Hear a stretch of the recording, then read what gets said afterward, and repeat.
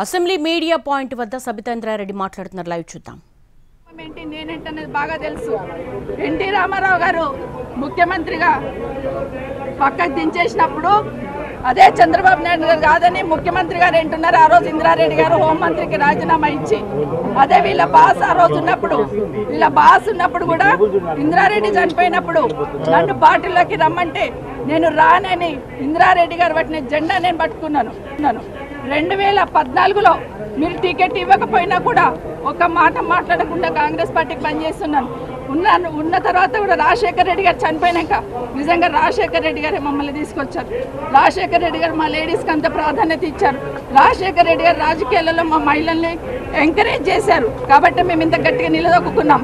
ఈరోజు మహిళలు ఎవరో ఒకరో ఇద్దరు బయటకు వచ్చి పనిచేస్తుంటే వాళ్ళని ఎంకరేజ్ చేయాల్సింది పోయి డిమోరలైజ్ చేయాలనే ప్రయత్నం ఏదైతే చేస్తూ ఉన్నారో ఇది మంచి పద్ధతి కాదు. అసెంబ్లీలో కూడా ఆడబిడ్డలను అవమానించే సంస్కృతి వస్తుందంటే నిజంగా తలొంచుకోవాలండి. ఈరోజు కనీసం మాట్లాడే అవకాశం కూడా ఇవ్వకుండా పోయినారంటే ఈరోజు సమాధానం రాష్ట్ర ప్రజలకు చెప్పాలి. ఈరోజు ఇక్కడ కూడా మాట్లాడదామని వచ్చాం. అవసరం లేకపోయినా అరగంట నుండి అక్కడ కాంగ్రెస్ పార్టీ వాళ్ళు నిల్చొని ఉన్నారు కాబట్టి ఇక్కడ మాట్లాడాల్సి వచ్చింది. ఈరోజు రేవంత్ రెడ్డి గారికి నిజంగా ఆ 4 కోట్ల ప్రజలకు సంబంధించిన సీట్ అది. ముఖ్యమంత్రి అంటే రేవంత్ రెడ్డి గారు సొంతమేం కాదు.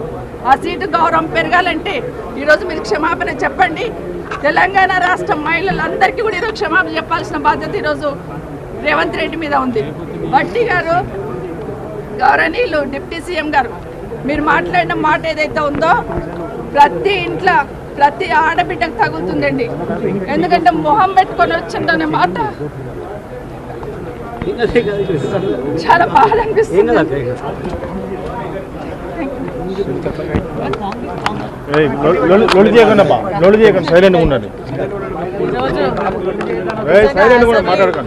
అసెంబ్లీలో జరిగినటువంటి సంఘటన ఏదైతే ఉందో రాష్ట్ర మహిళలందరినీ కూడా అగౌరవపరిచే విధంగా ఉంది.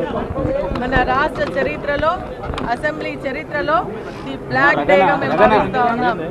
ఎందుకంటే ఇప్పుడే అక్క చెప్పినట్టుగా మహిళలుగా మేము ఎన్నో ఒడిదుడుకులు ఎదుర్కొని మా ఫ్యామిలీస్ని వదిలేసి మేము రాజకీయంగా ముందుకు వస్తున్నటువంటి సమయంలో ఏ పార్టీలో అయితే ఉన్నామో ఆ పార్టీతో కమిట్మెంట్తో పనిచేసి సిన్సియర్గా పనిచేయడం జరిగింది. ఈరోజు రేవంత్ రెడ్డి గారు కానీ డిప్యూటీ సీఎం గారు కానీ మాట్లాడినటువంటి మాటలు మమ్మల్ని అవమానపరిచే విధంగా, అగౌరవపరిచే విధంగా ఉంది. అంటే ఇప్పుడు అక్క చెప్పినట్టుగా కేవలం మమ్మల్నే కాదు ఈరోజు రాష్ట్రంలో ఉన్నటువంటి మహిళలందరినీ కూడా అగౌరవపరిచినట్టే లెక్క. చేసిన తప్పును కనీసం